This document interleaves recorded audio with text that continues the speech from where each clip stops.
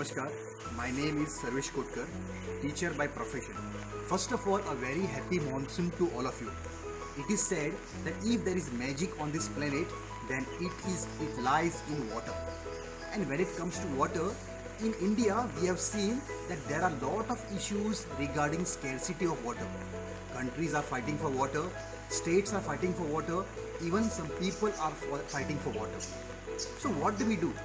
So when I and my brother Siddesh Kotkar, we sat together and were discussing about this issue, we came up with an idea. So what we have done, let us see. As you can see, the water from our roof is taken down through this pipe and the water goes out directly from here and it comes out. This goes out. The moment the water starts getting clean, what do is we just put up this valve and put on this valve. So this way what happens is that all the water goes directly from that pipe into our well.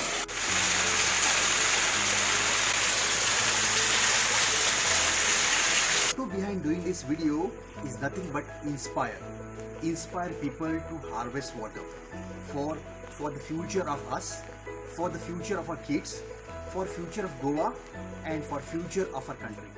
Jai Hind.